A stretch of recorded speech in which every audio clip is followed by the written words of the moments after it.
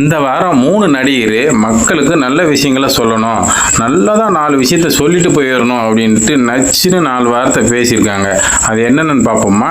தமிழ்நாட்டில் இந்த 40 வருஷத்துல 1 கோடி பேரை வந்து குடிகாரனாக்கிட்டோம். பாலியல் பலாத்காரம் சொன்னீங்களே, அதுக்கு அடிப்படை காரணம் மது. தமிழ்நாட்டில் 40 வருஷத்துல 1 கோடி பேர் குடிகாரம் ஆயிட்டாங்களா? ஐயோ, அது மட்டும் கிடையாது, பாலியல் பலாத்காரம் நடக்கல, அதுக்கு மூல காரணமே இந்த குடி போதை தானா.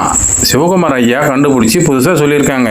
அட கடவுளே, என்ன ஐயா நீங்கள் படத்தில் நடிக்கும்போது சரக்குலாம் அடித்து நடிச்சிங்களே, இதனால் நிறைய பேர் அதை பார்த்து குடிக்க பழகி நாசமாக போனவங்க எத்தனை பேர்னு உங்களுக்கு தெரியுமா ஐயா? அது மட்டும் கிடையாது, உங்கள் குடும்பத்தை பொறுத்த வரைக்கும் திமுக ஆட்சி இருக்கும்போது ஒரு மாதிரி பேசுகிறதாகவும் அதிமுக ஆட்சி இருக்கும்போது ஒரு மாதிரி பேசுகிறதாகவும் மக்கள் சொல்கிறாங்க. நான் சொல்லலை, எப்பவும் ஒரே மாதிரி பேசணும் அப்படின்றது மக்களோட கருத்தாக இருக்குது. அடுத்து மக்களுக்கு நல்ல கருத்தை சொன்னவர் யாருன்னு பார்த்தீங்கன்னா சத்யராஜோட மகளும் இவரும். அதாவது என்ன சொல்ல வராங்கன்னா, எனக்கு இந்த ஜாதி மத சடங்கு இதுல எல்லாம் எனக்கு உடன்பாடே இல்லை. திருமணம் இல்லாமயே நமக்கு ஒரு குழந்தை வேணும்னு ஆசைப்பட்டாலும் கூட இன்னைக்கு இருக்கிற டெவலப்மெண்ட்ல அதுக்கான வாய்ப்புகள் இருக்குது.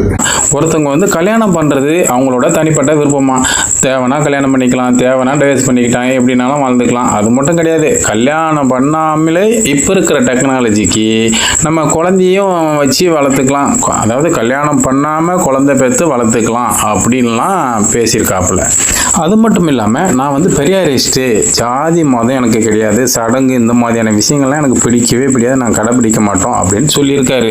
ஆனால் இவர் கல்யாணம் பண்ணும்போது இதெல்லாம் கடைப்பிடிச்சிருக்கிறதா தான் நம்ம செய்திகள்லாம் பார்க்கோம். இவர் பிள்ளைக்கும் இதெல்லாம் செஞ்சு தான் கல்யாணம் முடிச்சு வச்சதாகவும் நம்ம பார்க்கோம். இந்த பகுத்தறிவு பேசுகிற சத்யராஜ் அவர்கள் அவருக்கு பொண்டாட்டிட்டு இந்த விஷயத்தெல்லாம் சொன்னாரா என்னன்னு தெரில. இவர் சொல்லிட்டு போனதுக்கப்புறம் அங்கே என்ன நடந்துச்சுன்னு நமக்கு தெரில, உள்ள நடக்குது நமக்கு வெளியே தெரிய போகிறது இல்லைல்ல.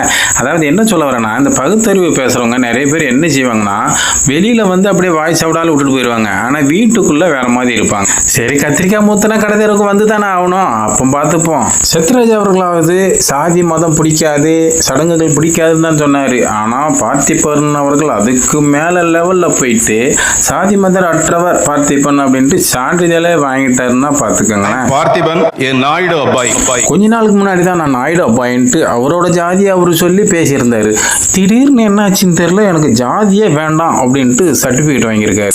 அது மட்டும் கிடையாது, இந்த முடிவு எடுத்ததுனால என்ன நிறைய பேர் பாராட்டுறாங்க, என்ன மாதிரியே நிறைய பேர் வர போகிறாங்க, 10,000 பேர் ரெடியாக இருக்காங்க. என்ன மாதிரி இனிமேல் சர்டிஃபிகேட் எல்லாரும் வாங்கணுன்றதுக்காண்டி தான் நான் வெளிப்படையாக வந்து பேசுகிறேன். ஏன்னா அப்போ தான் இதுக்கான முயற்சிகள் வந்து நடக்கும். எல்லாரும் இந்த மாதிரி வரும்போது தான் சமூகம் வந்து நல்ல முறையில் இருக்கும் அப்படின்ட்டு பேட்டி கொடுத்துருக்காப்புல. அதாவது சாதி மதம் இல்லாமல் எல்லாரும் வாழணும் அப்படின்ட்டு ஒரு நல்ல விஷயத்துக்காண்டி தான் அவர் செஞ்சுருக்காரு. இவ்வளோ நல்ல எண்ணங்களோட இருக்கிற இந்த நடிகர்கள்லாம் இவங்க நடிக்கும்போது டைரக்டர்கிட்ட, ஐயா டைரக்டர் அவர்களே, சரக்கு அடிக்கிற மாதிரி சீன் வைக்காதீங்க, தம் அடிக்கிற மாதிரி சீன் வைக்காதீங்க அப்படின்னு சொல்லியிருந்தா உண்மையிலேயே நிறைய மக்களை இவங்க காப்பாற்றிருக்கலாம். ஏன்னா நடிகர்லாம் சரக்கு அடிக்கிறத பார்த்துட்டு பழகி நாசமாக போனவங்க நிறைய பேர் இருக்காங்க. இது 100க்கு 100 உண்மை. முழுக்க துட்டுக்காண்டி நீங்கள் நடிச்சிங்க, டைரக்டர்லாம் இதை சொல்ல முடிஞ்சு அவங்களால. இதெல்லாம் பார்த்தா எப்படி தெரியுமா தோணுது, ஏதோ புது படத்துக்கு நீங்கள் வந்து சும்மா ஏதோ விளம்பரப்படுத்துகிற மாதிரி தான் தோணுது. இந்த வீடியோ பிடிச்சிருந்ததுன்னா லைக் பண்ணுங்கள், கமெண்ட் பண்ணுங்கள், ஷேர் பண்ணுங்கள். நன்றி.